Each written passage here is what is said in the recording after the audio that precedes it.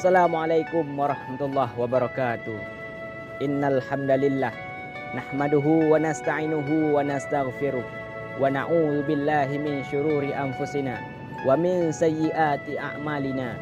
May yahdihillahu fala mudhillalah wa may yudlil fala hadiyalah. Asyhadu an la ilaha illallah wahdahu la syarikalah wa asyhadu anna sayyidana Muhammadan abduhu wa rasuluh. Allahumma rabbi syrah li sadri wa yassir li amri wahlul 'uqdatam min lisani yafqahu qawli. Shadaqallahul azim. Hadirin sidang pendengar yang dirahmati oleh Allah. Pembelajaran sekolah di masa pandemi menyisakan berbagai permasalahan hingga saat ini. Banyaknya orang tua yang terbebani karena harus ikut aktif dalam melaksanakan pembelajaran di rumah. Adanya kasus bunuh diri pada seorang anak akibat terbebannya tugas sekolah. Kekerasan dalam rumah tangga dan lain-lain. Menambah timbul efek buruknya dari pembelajaran jarak jauh yang ditetapkan saat ini. Sementara itu, belum adanya kejelasan akibat dari ancaman global, dari ancaman virus corona ini. Itulah dampak yang dirasakan oleh setiap siswa dan para mahasiswa. Kuat pada rintangan, tabah terhadap beban, dan sabar di atas kerinduan. Oleh karena itu, tergugahlah hati saya untuk menyampaikan sebuah syarahan dengan judul Pentingnya Pendidikan di Masa Pandemi. Hadirin sidang pendengar yang dirahmati oleh Allah. Sebagaimana hadis Rasulullah SAW yang diriwayatkan oleh Muslim, "Man salaka tariqan yaltamisu fihi ilman sahhalallahu lahu tariqan ilal jannah." Barang siapa yang menempuh suatu jalan untuk menuntut ilmu, maka Allah akan memudahkan jalan baginya untuk menuju surga. Dari penjelasan hadis tersebut, masihkah kita mengeluh dengan suasana pandemi ini tentang banyaknya wacana yang tertunda, pikiran tak stabil, hati terbebani, bahkan tugas yang menjadi-jadi? Inilah makna perspektif cinta pada hakikatnya. Dialog antara aku dengan aku, di mana persahabatan antara jiwa luar dan jiwa dalam pada diri kita sendiri. Selalu hadirkanlah rasa sabar, bahkan ratusan ayat hingga ribuan surat Al-Quran.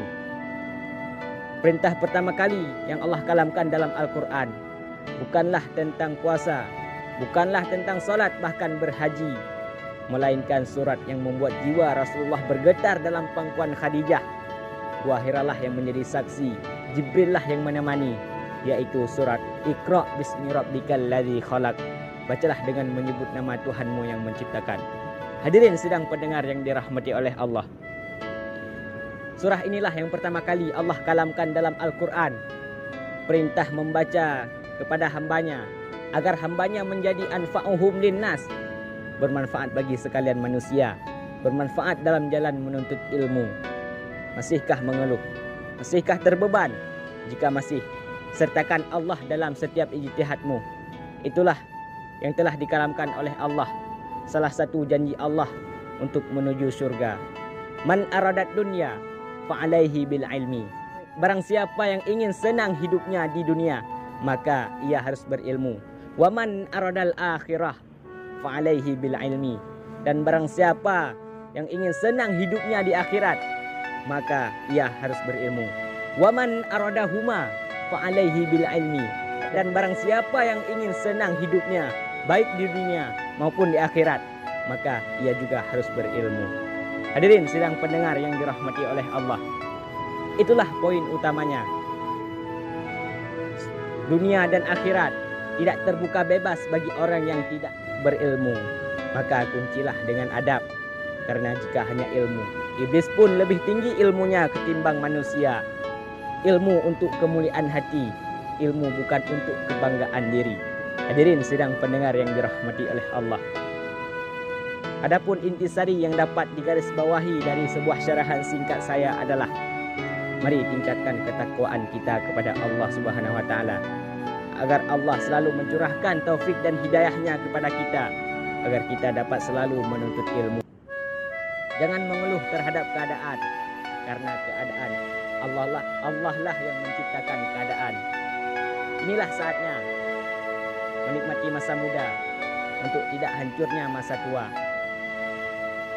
Mari ciptakan peluang bukan pamit menyerah untuk pulang, sehingga terciptanya solidaritas antara murid, guru, dan orang tua, memupuk rasa empati yang tinggi, merupakan satu pembelajaran yang harus ditetapkan pada saat ini hingga pandemi berakhir.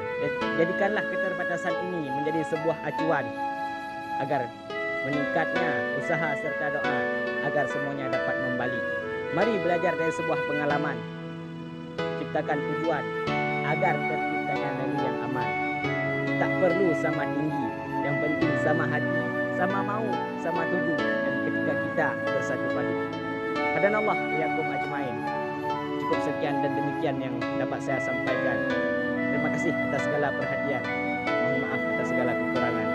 Subhanakallahumma wa bihamdihi asyhadu an la ilaha illa anta astaghfiruka wa atubu ilaik. Akhirul kalam. Assalamualaikum warahmatullahi wabarakatuh.